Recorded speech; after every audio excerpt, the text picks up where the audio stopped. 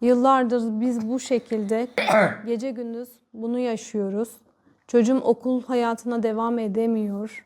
Çok küçüklüğünde başladı. 7-8 yıldır öksürük var ama 4 yıldır bu şekilde diyebilirim size. 3 veya 4 net bu şekilde. Alerji dediler. 3 tane alerji doktoruna götürdüm. Maalesef alerjisi yok. Hayır, sadece deneme olarak ilaçlar veriyorlar. O ilaçlar ve kortizonlu ağrı ilaçlar çocuğu daha da geriye götürdü. Benim çocuğum çok zayıf bir çocuktu. Kilo aldı. Oyun oynayamıyor. Futbolu çok seviyor. Futbol oynayamıyor. Benim çocuğum bu şekilde çocukluğunu yaşayamıyor. Ortaokula başladığında ilk onların içindeydi. İlk 20'nin içindeydi ve şu an maalesef ki ders notları gitgide düşüyor.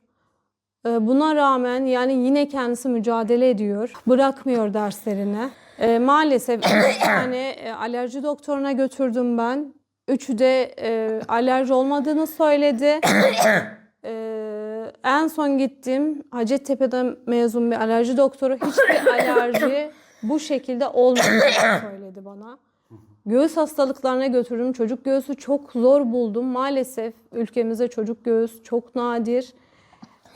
Onda da nefes borusunun yumuşak dokuda olduğu söylendi.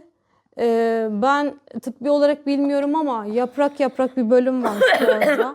Bir tık büyük olduğunu söyledi. Ben gerekiyorsa ameliyat edelim dedim. Ameliyatlık olmadığını söylendi. Kulak burun boğaz tarafında kurula girdi. Boğaz tarafı temiz olduğu söylendi. Yani ben artık çaresiz kaldım. Büyük şehire yani Hacettepe ve de Marmara Hastanesi'ne gitmem gerektiğini söylediler. Ki maalesef ben Hacettepe'den hani nereye götüreceğimi de bilmiyorum. Kime gideceğimi de bilmiyorum. O da var. Çünkü bütün doktorlara götürdüm ben. Yani tıkanıyorum. Şu an konuşmakta da tıkanıyorum. Gece gündüz bu şekildeyiz. Sadece bir doktor sağ olsun çok güzel ilgilendi. Vücudunda farklı bir cisim olabilir diye söylemişti.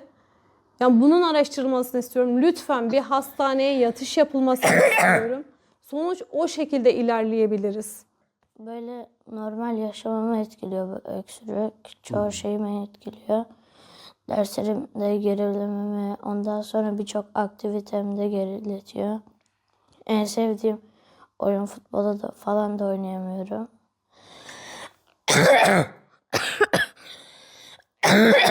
Bu öksürük beni gece de uyutmuyor.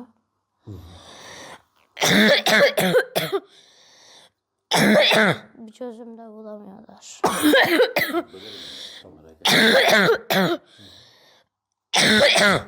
Kortizonlu ilaçlar aldırdı bana kiloyu. Öyle dışarıya çıkamaya kilo aldım bayağı fazla.